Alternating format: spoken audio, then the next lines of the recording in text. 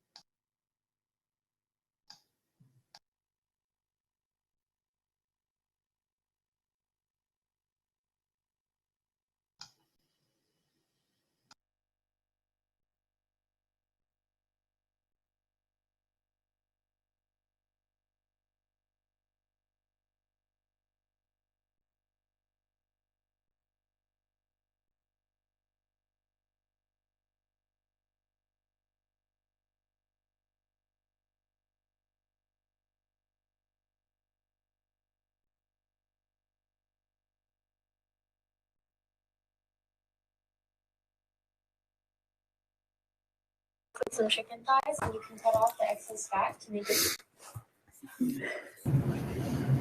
Hello, Tony. Hello. Hello. Hi, Jesse. Hello. Hi, Jesse. Hello, how are you, Luis? I'm getting rained out. I don't That dare. time of year. I don't dare say a word. Too much water. The problem is we're just not used to it. We haven't got any for so long that it happens and we don't know what to do. Yeah, I don't know how to swim.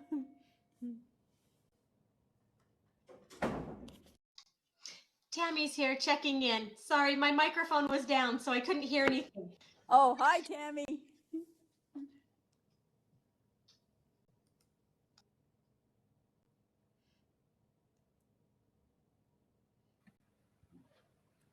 Andy Townsend is here as well.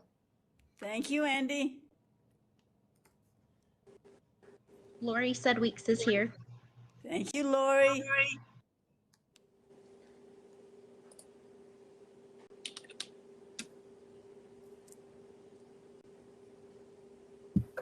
Amy McIntosh is here as well. I see Marcia. Yeah.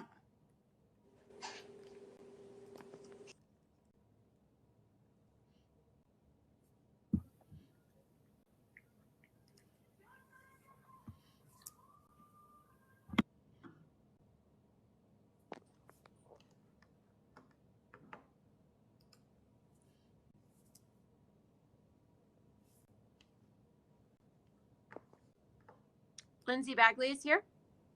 Thank you, Lindsay.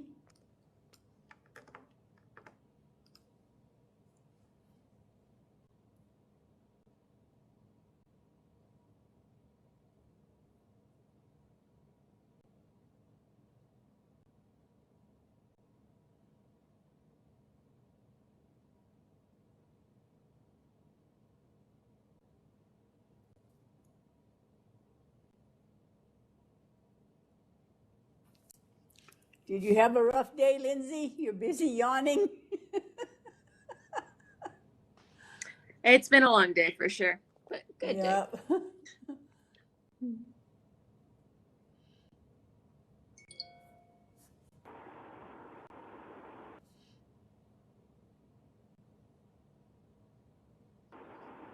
Hey Louise, this is and I'm just letting you know I'm here. Thank you.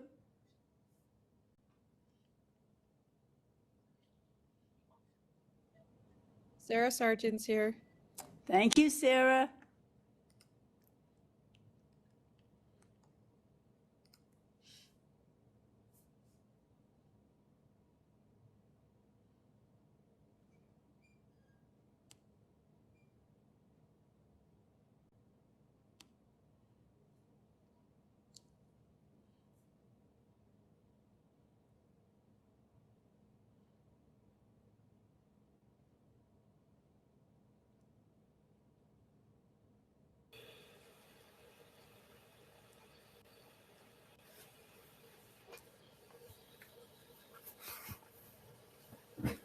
There's Kayleen. Thank you, Kayleen.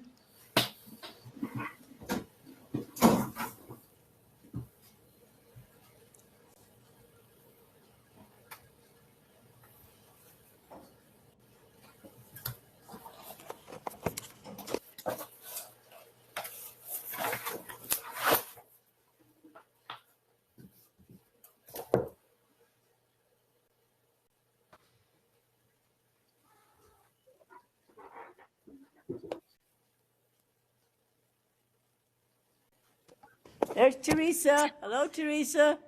Hi.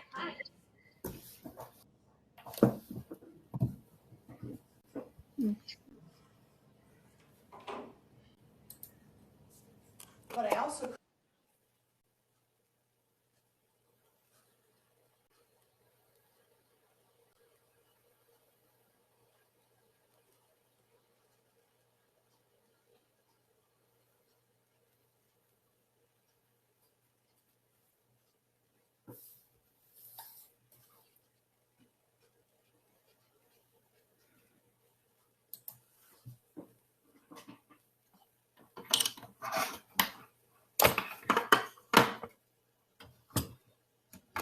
Kaylin, your mic's on. I can hear you click, click, click things. This is Brindy checking in. Hi, Brindy. Hello.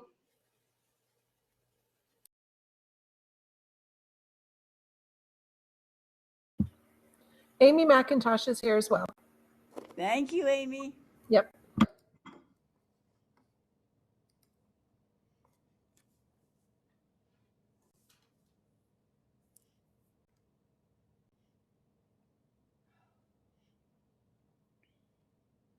it's the end of the quarter. Online students, wait till the last minute. Or I'm sure high school students do too, like they Oh, wait no, at the no, last no. minute to turn everything Oh, in. no, no, no.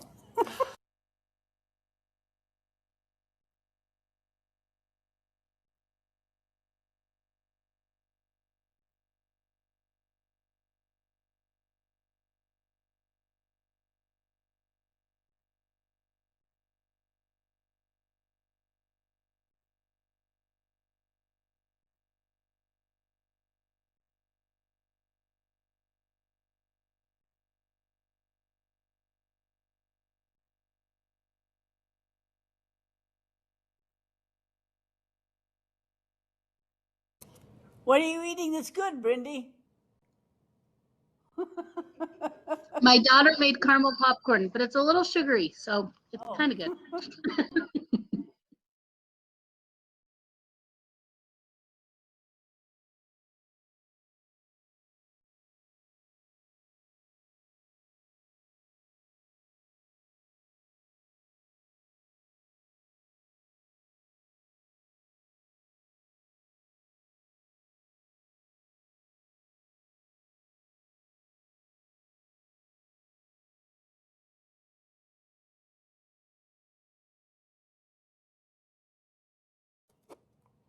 All right, let's see who's here and who's on their way. Lauren, are you there yet? Yep, I'm here. Thank you. Nicole? I made it and mostly on time. I'm here. Wow, and mostly on time. I didn't say you were late ever. I think I'm late, but that's me. Maria, are you there? I'm here. Thank you. What about Cheyenne? Yep, I'm here. Thank you, Cheyenne. Ashley Hatton? I'm here. Thank you. What about Stacy McGinnis? Ashley Rex will be a little bit late because she got called into an IEP meeting at the last minute. So there's Ashley. Suzanne Sheridan. Suzanne? Any sign of Suzanne? And Corinne. Corinne, are you there yet? Or Suzanne? I know Ashley Rex is coming when she gets through her meetings.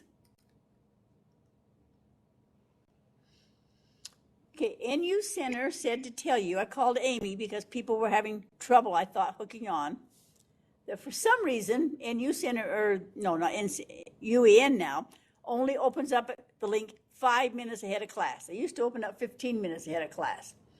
So they're only opening up 5 minutes ahead of class now. So don't worry if you can't get on when you're first trying. People were calling me and saying we can't hook in, but it's because they open it up 5 minutes ahead of time. Last call. Let's see who's not here. Stacy McGinnis.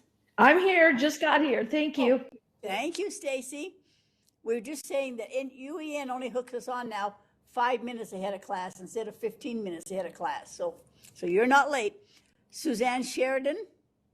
I'm here. I just got on. Thank you. And Corinne. We're missing Corinne.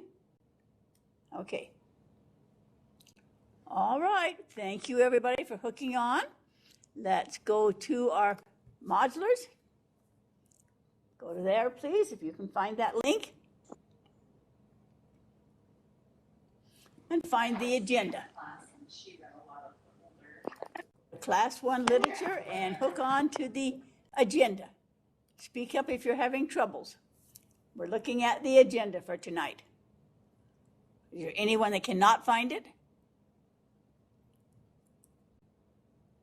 So everyone's hooked on. Speak up if you can't hear me. I love when people say that. Okay, welcome to class tonight. The grades have to go in for the foundations class by this Friday. I found out this Friday. First they told me it was October 27th, and they found out that I don't know what they found out, but anyway, so they would like you to finish up if you haven't finished up anything for the foundations class. I think most of you are finished. Jesse, can I ask you a question? Have you finished up, Jesse, and I missed it? No, you've got me covered. Okay, all right. I Thank didn't you. want to make sure that I missed it or something. Okay, if you have to miss, like Ashley right now, at the last minute called me, she says, I have an emergency IEP behavior meeting. Oh dear, I'll try to get there as fast as I can. The classes are recorded. UEN used to record them. I don't know why now, but this is what you do. You go to the NUES webpage, then you go to professional development, and then over to where it says educator licensing, reading level 1. And then go down the bottom, there should be the pages there and tell you how to do it. At the bottom of the page should tell you how to record the classes. If for some reason it doesn't work, there's Amy's number and Duke's number.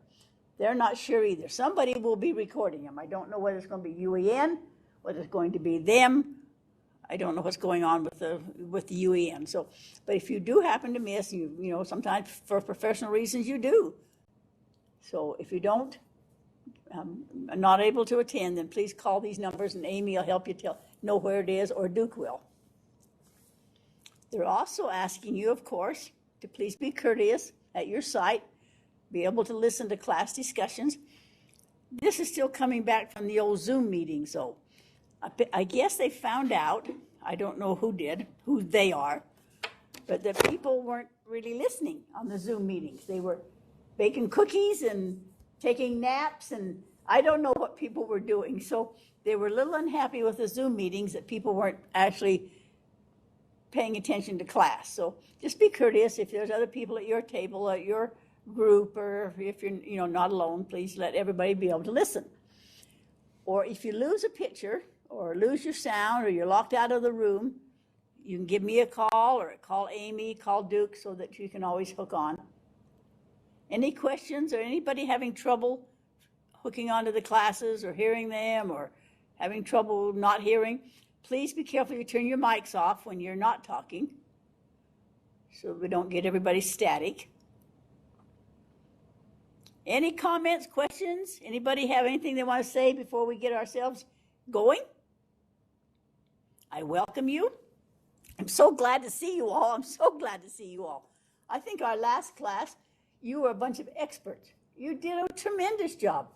I know that first R was a difficult thing to read, and reading the article and then go back and see what Bauman thought about it and finding out how you came up against that article. It's not my favorite article to read, but SUU really thinks it's a good one because it is a good example that was chosen as a good example of research. And so that's why they put it there. So I hope you did your best and everybody did okay, and the grades have to go in this week. Okay, this class tonight, though, is a different class. This is designed to give you a chance to explore, discuss, read, discover, present, and learn to use literature in all grade levels and all subjects. So whether you're teaching college right now or if you're teaching preschool, this class applies to you. I thought the first class did too because we needed to know the theories. I think a lot of you were amazed how many of the theories you're already doing or knew about or had used or saw them come and go. But literature is perfect in the classroom. It can be used in every element, every method, with every student. I have kept the homework assignments to a very minimum because I don't believe in a lot of unnecessary homework. SUU does expect this to be a hybrid graduate class. We have 24 hours of face-to-face and 21 hours of, out of class work, where you read. This is kind of going to be our schedule. Of course, we're not tied to it completely, but you can kind of expect this. At 4:30 and to 4:45, we'll have check-in and roll call and any questions and concerns. From 4:45 to 5 or 5:50, depending on how long it takes, we'll go over the chapters. I love these chapters because they're brief. They say what they want to say, and then they shut up. I think that's good. They're not just wordy. At 6, if you need to know, we're having a break at least by 5:50, maybe even a little bit earlier. But some of you said, I need to know when the breaks are so I can tell my babysitter to call if in case there's a problem, or I need to call, someone, my husband or my wife or something. So usually around 6 o'clock, between 5:50 and 6, we'll have a break so that you know that in case you have to let other people know. And then from 6 to 6:50, that's when you'll be doing your reports on literature and share the literature. And we'll have another break of the next hour. And then from 7 to 7:50, I'll share a lot of books. Then giving you time at the end to post your reflections, and we'll be out of through about 8.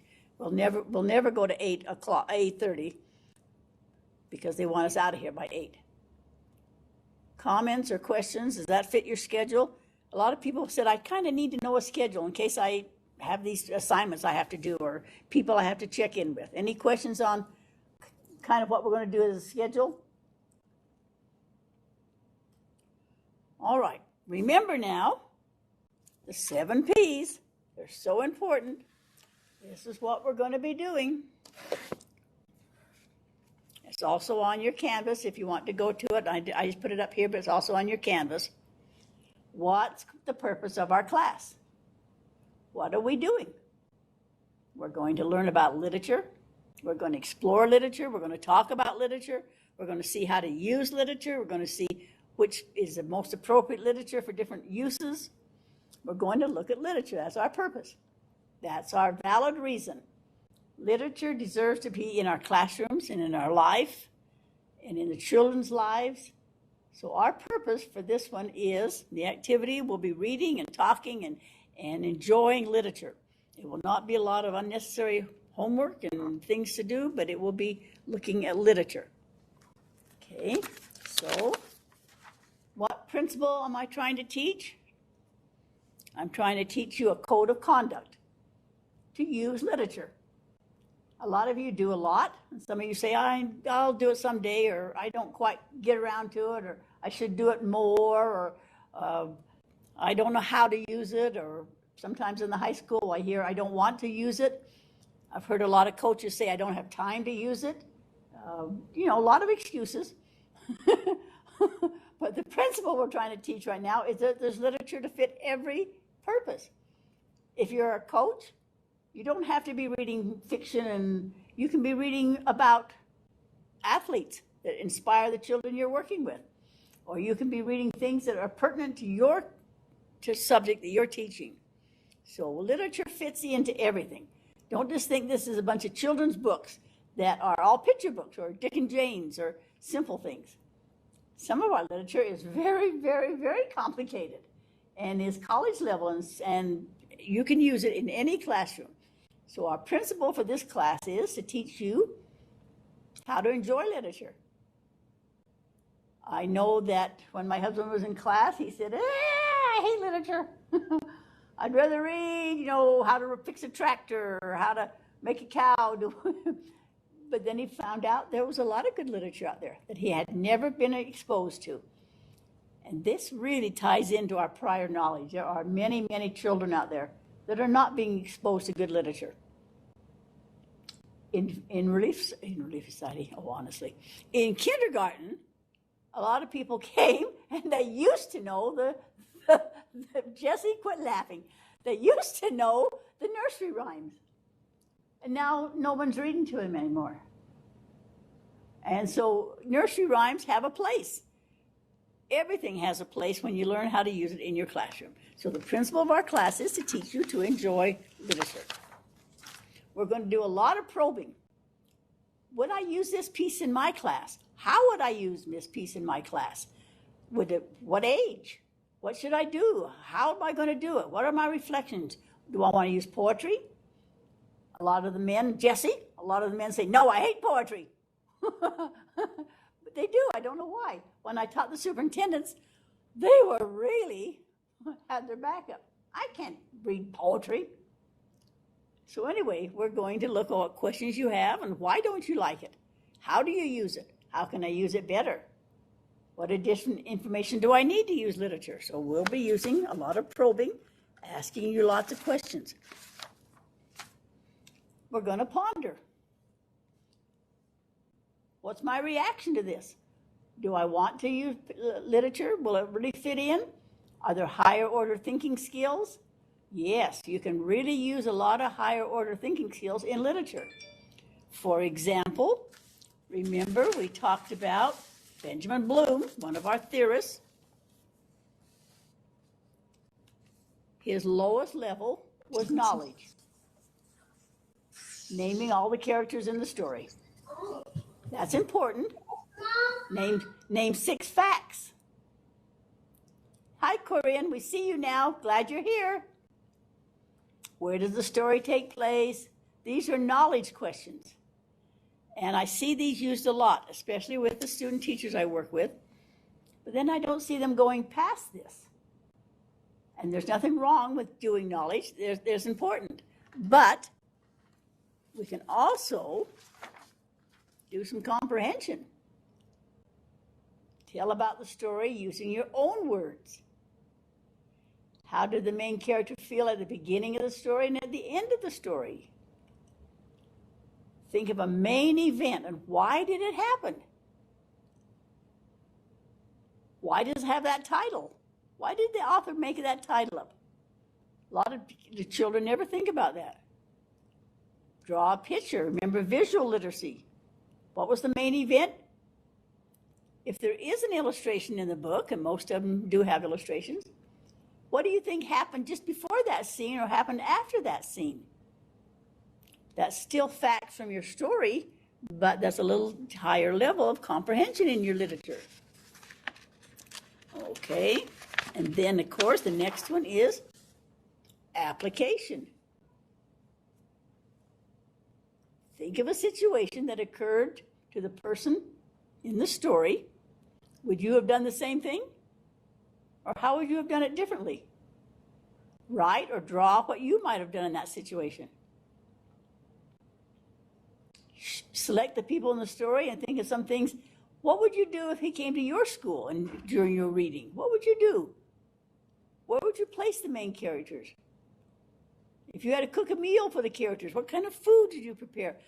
Trying to apply what they just read. And then, of course, a little more complicated according to Bloom and according to David Sousa. Now we have to use our brain and think about which part was the funniest, the most exciting, or the saddest. What happened in that story that really couldn't happen in real life? And that's challenging to children. They think anything can happen. Yeah, I can fly the moon. I don't know why, or, could you really in real life? Okay, if some of those things were true and some of those were opinion, how do you know the difference? Remember, Bloom said that this is why the advertisers do so well. They convince you that you need that shampoo, you need that new car, you need, you have opinion. So they need to know in that story that not everything in that story is going to be true. It's going to be somebody's opinion. There's nothing wrong with that, but they need to recognize what's your opinion. What's the truth here? Or two things, the story that happened outdoors or indoors, or find compound words. You're analyzing the literature a little more than just how many characters in it. And then, of course, you're using your brains really more, and you're going to synthesis. A lot of the students I taught in the 7th grade last week had not a clue what the word synthesis meant. Absolutely nobody had told them that they could use their imagination now and draw it from an animal's point of view, or what would you add to that story, or